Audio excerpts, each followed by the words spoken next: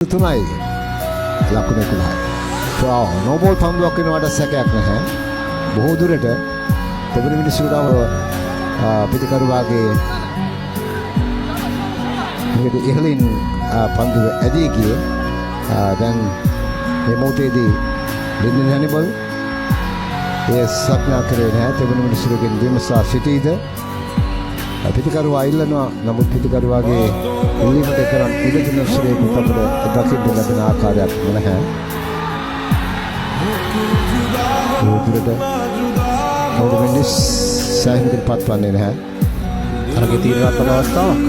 ඉල්ලා සිටිනවා. පිටිකරුවා ඉදිරියට ගමන් කරනවා. මේ තමයි දෙන්නට ඕන අනිවාර්යයෙන්ම දෙන්නට ඕන. ඉතාම දුර්වල විනිශ්චයක්. දෙවන මිනිස්සු යොමු කරේ නැහැ. ප්‍රේක්ෂකින් පවා සක්ඥා කරනවා යන නෝබෝල් පන්දුවක් ඇදී. ඒක වයිට් පන්දුවක් ඇදී සක්ඥා වෙනවා. දැන් ලකුණු 10ක් ලබාගත්තේ පන්දු දෙකක් තුල.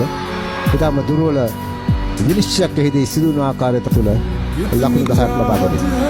මේක පහර පෙළ කරන පන්දු ඇදී යන කෙලින් ස්ක්වාඩ් අතරට ලකුණු ලබා ගන්නේ නැහැ.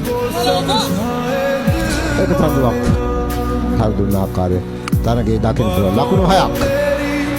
පැහැදිලිවම ලකුණු 6ක්. ශ්‍රී ලංකා කණ්ඩායම සතු තිබුණු ජයග්‍රහණයක් අයිමි වන්නේ ලකුණු 3කින් තමයි ඔවුන් පරාජයට පත්වන්නේ. සෑහෙන අවාසනාවන්ත තරගයක්. එහනෝ පන්දුවාර 20 අවසරදී ශ්‍රී ලංකා කණ්ඩායම ලකුණු 206ක් ලබා ගන්නවා. කඩලු 6ක් පමණ